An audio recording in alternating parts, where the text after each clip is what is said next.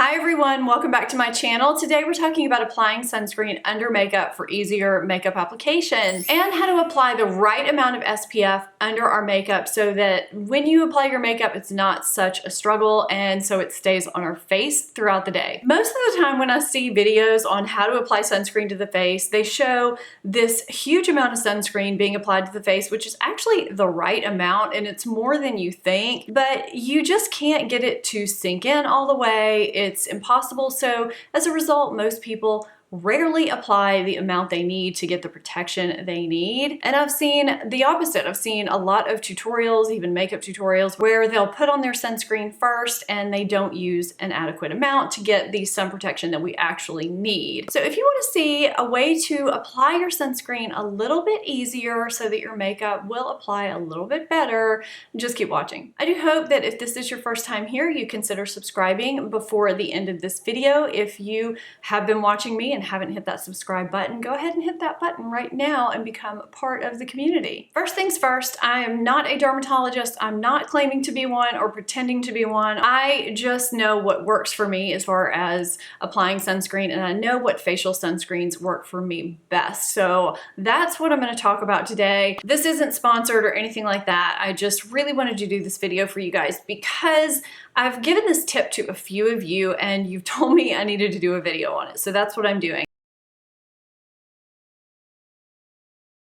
So there's actually a calculation for the amount of sunscreen we need to be using for our face and our neck. But because most of us don't actually take the time to measure all the curves and crevices of our face, experts give us the guide of using basically 1/4 of a teaspoon of sunscreen for our face and neck. For people with smaller faces, you might be able to get away with a little bit less. I do have a smaller face. For people with bigger faces, you might need a little bit more. But I'm going to show you what this looks like when I actually scoop it out of here and how much it actually is. One thing I also want to point out is that I know a lot of primers and foundations have SPF in them, but you have to use so much of that foundation to get adequate coverage. You really do still need to use the full amount of sunscreen on your face to get the adequate protection. I'm not going to go in all the ins and outs of sunscreen. This is really just a video to show you how to apply it to get the adequate protection underneath your makeup. So that's what we're going to do today. So I'm actually going to scoop this out of here and show you how much this is, and it's quite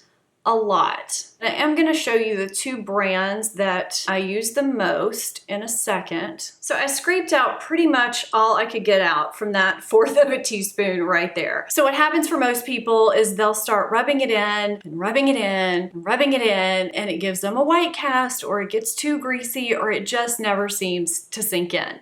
So I'm going to show you the two sunscreens that I use the most because they really work well for me, and then I'm going to show you what I do to kind of get around that whole issue and what I do after I apply the sunscreen before I apply my makeup. Okay, let me get all this off my hand because that was a lot of sunscreen on there. If you have seasons like I do where the hot months last about 8 months throughout the year, think about your sunscreen as doing double duty as a moisturizer as well as an SPF during the day.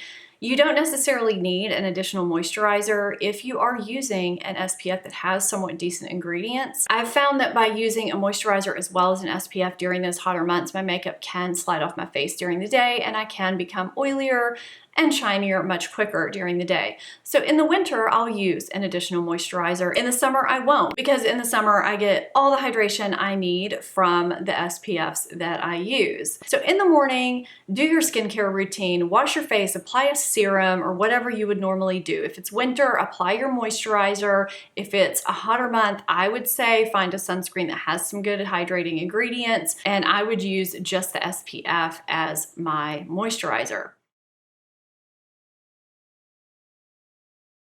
Now, to go into the two sunscreens that I like the most, I do want to preface this by saying that I don't want to get too caught into the weeds into the types of sunscreens that there are, but I do need to just give you kind of a background on mineral or physical versus chemical sunscreens. I have very sensitive skin and I do have rosacea, and it can react very, very easily to chemical sunscreens. So I do prefer to use physical or mineral sunscreens. That's the same thing. So I look for either zinc or titanium dioxide based sunscreens. Those are going to actually reflect the rays of the sun. So that is what I personally look for. I don't typically find sunscreens like that in the drugstore. So I do usually end up having to order my sunscreens. I don't have a problem with that. I do a lot of online ordering. Of course, you want to find a sunscreen that works for you. If you're using a sunscreen and it just feels heavy or greasy or it's making your skin react, that's not the right sunscreen for you. So keep hunting, find one that works for you. That's going to be hugely crucial in this process. The two sunscreens that I like the most, I've been using one for a really long time. The other one is a somewhat recent discovery, and they are Paula's Choice Resist Super Light Daily Wrinkle Defense Broad Spectrum SPF 30 sunscreen and May Love the Sun Protector Sheer Mineral Sunscreen with Broad Spectrum SPF 30. The reason why I've loved the Paula's Choice for a couple of years now and keep going back to it is because it does claim to be a moisturizer and SPF. It also has antioxidants and resveratrol in it, so it's good for anti-aging. It has a slight tint to it, so it does kind of even out my skin and eliminate white cast. It's very light, so I don't feel it on the skin. It sinks right in. It's not oily. It never makes me greasy. It actually kind of mattifies me, but in a light way. It doesn't ever make me feel too matte or feel too stiff on my skin, if that makes sense. It is for normal, oily, or combination skin. I think she does have one for dry skin as well. It's very sheer, it's very natural, it works well with makeup. May Love the Sun Protector. It feels a little bit greasy when I first put it on, but once it sinks in, it really sinks in and that greasiness is eliminated.